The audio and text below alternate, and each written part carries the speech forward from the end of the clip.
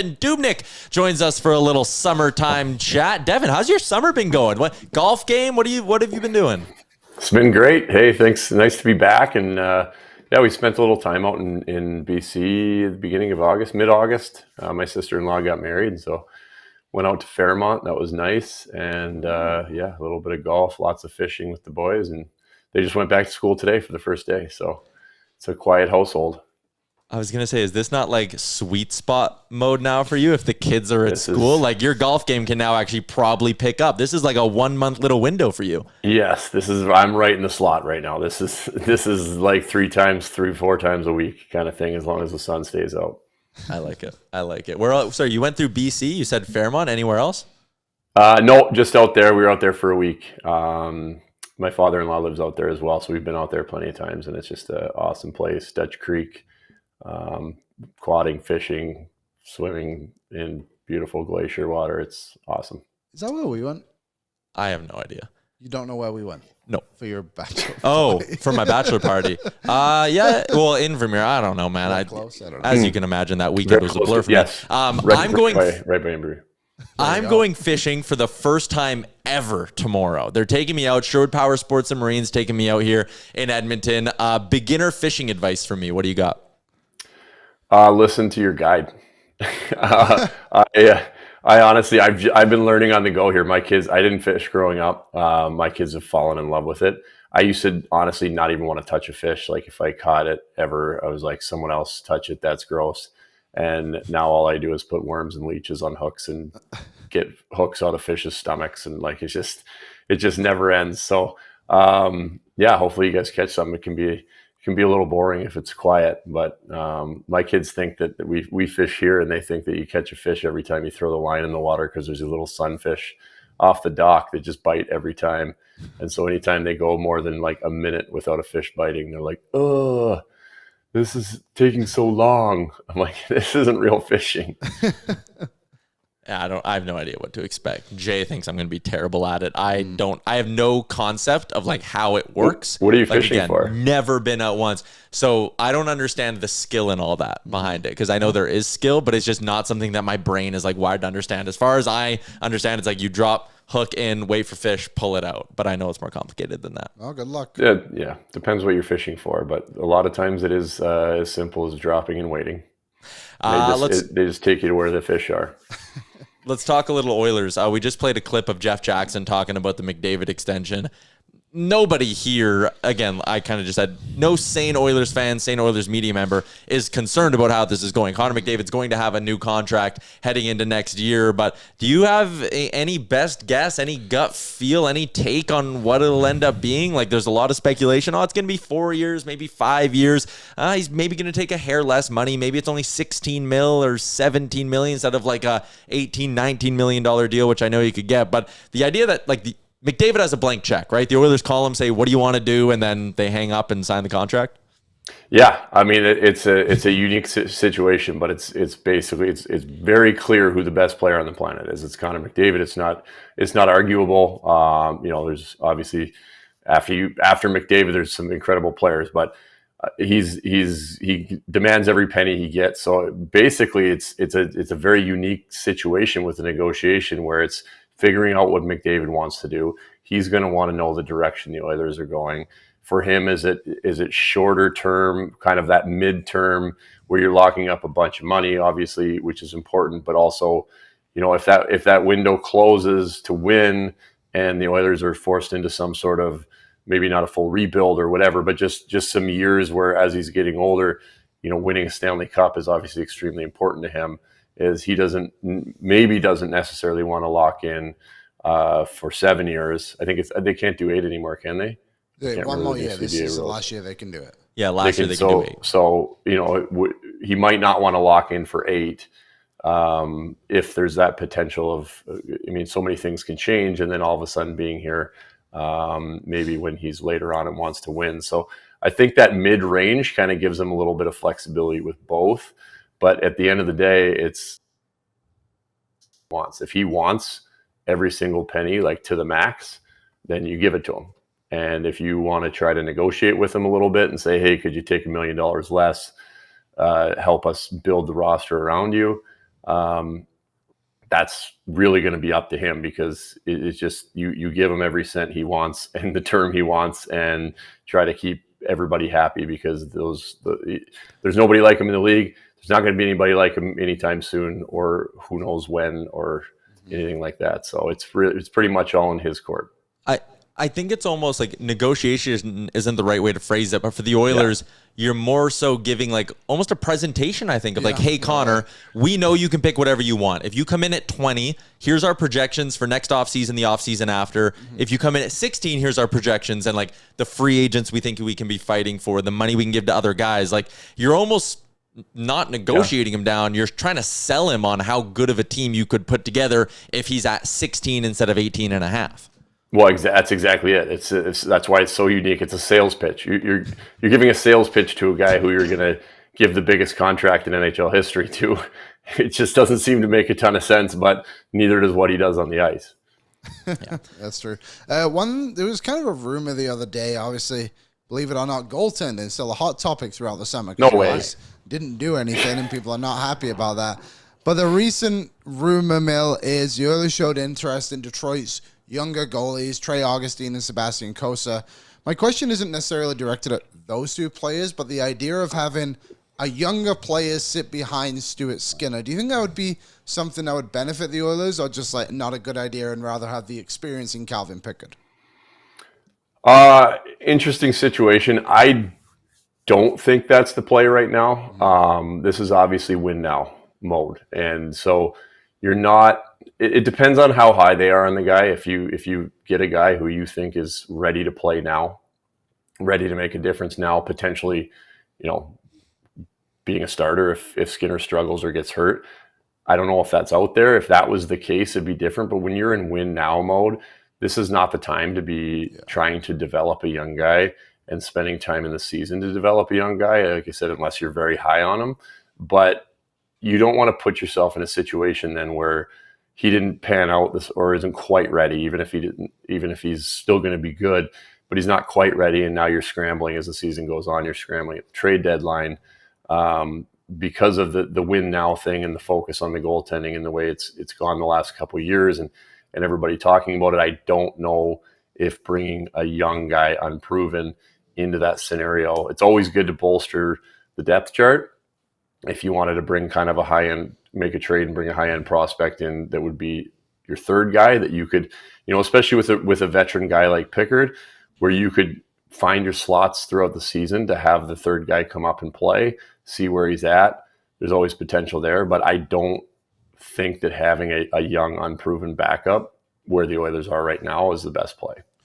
I think just on top of that, too, the assets they would have to spend to get one of those younger goalies, just like, wouldn't be that worth it? Is improving your backup goalie better than, say, getting a top four defenseman at deadline? The answer is no. And also, like, again, if you want to spend the assets on a Cossa or an Augustine, those are assets that you then can't use at the deadline. Like, I would just wait a year and then go get a Cossa or an Augustine, right? Like, exactly. There's no rush to go get one of those guys right now. Wait and save what assets you have to improve this year's team. Like, you are Stanley Cup win now. This is the window. Yeah, absolutely. And again, if that changes, like you said, those guys are still going to be there, or somebody else. They're young guys. It's not going to, a year from now isn't going to change where those guys are at, or they may be more ready. But to do that right now, like if this season doesn't go well, and then that's when they decide to move on from Skinner, well then, that opens up a whole new scenario. But same thing if you're going to, Skinner's 26. We talked about that a lot. So if you're going to go get a young guy as potentially being your future, then that's kind of like you're thinking of moving on from Skinner. So then that changes that whole dynamic of who's going to be your guy. And then, Skinner moves and somebody else would have to come in. So where they're at right now, I think that's a wait and see. I wanted to ask you one more on the contract side of things. Former Oiler goalie Devan Dubnyk, and he also hosts Ask Doobie every second Wednesday or Tuesday, Reese?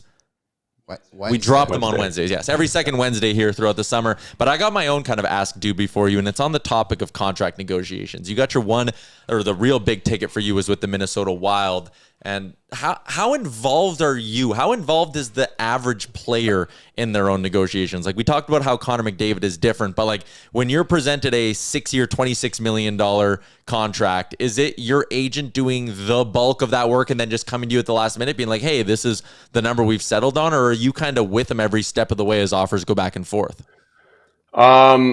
I'm going to guess that it varies player to player. I think your higher end guys, like your very top end guys, your McKinnons, McDavid's, there's probably more involvement from the player in those. Take McDavid away because we just talked about that being a unique scenario. But even still, your big contracts, your McKinnons, all those top guys, they're probably more involved. For myself, I mean, I had the same agent my whole career. It was just communication with him. He would talk to the team. He'd get back to me.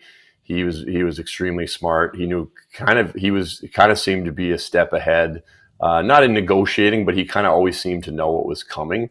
So I was always pretty relaxed, and I felt like I knew what was coming. And he was almost always right too. Like here's where they're at. Here's what they're saying. This is probably going to be the next step, and it almost always was. He was pretty almost exact on just about every contract that I got as far as what it was going to look like and being able to give me a heads up on that. But my communication was just with him, and then he would communicate with the team. And it was actually his idea was what ended up getting me the 6-year deal in Minnesota. It was his idea to do 8 because they were so tight to the cap. I think they were re-signing Granlund and Coyle and Niederreiter all in the same year.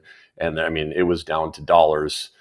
Trying to fit me in there. And so realistically, I think what the number would have been 4 years for $5 million a year.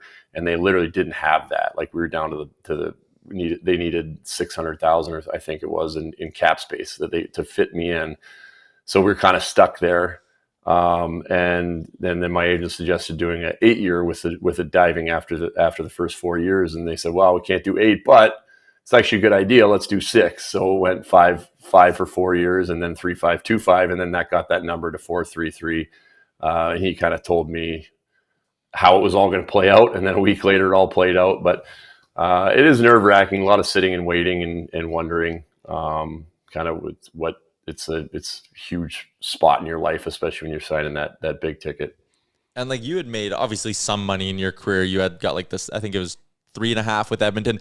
But when you signed that deal with Mini, I'm just looking at the sheet right now, it came with $1 million signing bonus. Is that sweet, waking up and like opening up your banking app the morning comes in and you're like, oh hell yeah, like nice $1 million? Or is it not that simple? Yeah, I mean, it is that simple. It's like, I don't know. It's just, you're looking at it on the screen or whatever. So it's pretty sweet. And I mean, like a lot of things happen at that time because now it's like we looked at houses before we left Minnesota because obviously we knew the potential to come back there. So we didn't want to have to fly a bunch in the summer if we did end up signing here. So we had like 2 houses in mind. There was like a short-term contract house and a long-term contract house. And so it was like, as soon as this contract came through, it was like on the phone with the real estate agent. We were like, we're going to take this one. Calls back. He's like, they already sold that. I'm like, okay, never mind. Back to the drawing board. But it was like instantly, because it was July and so you don't have that much time. We're trying to find a house and figure out cars and getting out there and all that stuff. So good problems to have.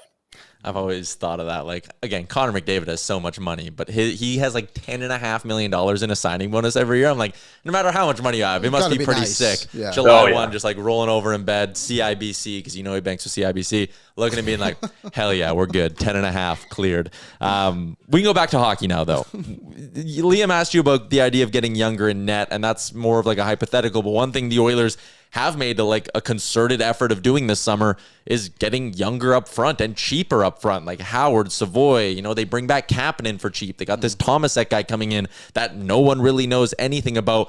But what do you make of that approach? This team being in like a firm Stanley Cup win now window, but at the same time also trying to like weirdly retool this roster on the fly. Well, I think it's a good way to go about things to extend that window. If you really just buckle down and sell out on the short window. Then if that passes, then you're going to be scrambling in full rebuild. So if you can retool and get younger and cheaper kind of as you go, if you're replacing guys with what you essentially think is a similar player that's going to give you similar output, I think the key is are those players going to come in and buy in the same way that the other guys did? And I think they will. I think, like we talked about during playoffs, the leadership of the Oilers from Knobloch down to McDavid and Draisaitl and these guys, and bringing guys in and just having them buy in to what it is that they're doing.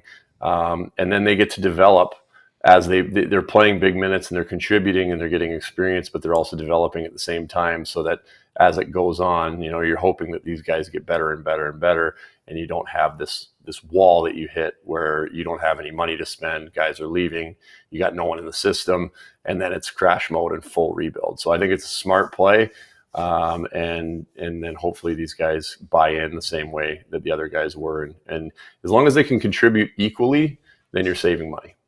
Yeah. Last one from me, non-Oilers question. It's about the Olympics, Team Canada. Is there someone, I guess a couple of players, you look at that Canada roster from the Four Nations and you think, okay, maybe they've got to come off, and if they're coming off, are there players who you think need to come on? I say that as like the Olympic orientation kind of thing they call it is coming up this week, and also Canada only took 3 goalies, which is very interesting, I think. Yeah, interesting with the 3 goalies on an orientation thing, but I mean that can change, although there's not like a ton of depth on the goalie side. And I would imagine Binnington is, after the Four Nations, is your guy unless he really is struggling. But yeah, I'm assuming I got to be honest, I haven't looked at anything, so I don't even know what the roster is. I'm assuming Bedard's going. Yeah. So that's one guy that I would think would stand out, and he's probably going to be raring to go after not going to Four Nations and his chance to develop, because that would be fun to see. Obviously he's an incredible player, and it's not easy to go to play on a struggling team, and he's got to develop as a young player. So I think that maybe missing that Four Nations is really going to light a fire, and if he can get there and he can kind of develop and grow up a little bit as a player where he's going to be able to fit in that Olympic lineup, I mean, you can't tell me it wouldn't be fun to watch him play with the best players in the world. And no offense to the Chicago Blackhawks, but it'd be a little different look. We get a little different taste of Connor Bedard with some of the other players. Did you ever play with Tyson Barrie? No, you would have never crossed over with him, right? No, just against him. I did lots of like stuff in the summer, skates in the summer and whatnot, but never played with him. That's what we're getting to next. That's why it popped into my head. But Doobie, appreciate your time. Hope you enjoy your 1 month of kid-free golfing, and then it's back to hockey season in 5 weeks. So get ready. Absolutely, I am ready. Yeah, there you go, Devan Dubnyk. Thanks, Doobie. What's up, Nation citizens? If you like that video, then you need to be subscribed to the Oilers Nation YouTube. Podcasts, live shows, exclusive interviews, and analysis. Everything you need from your favorite voices at Oilers Nation. And you don't want to miss any of it, so hammer that subscribe button.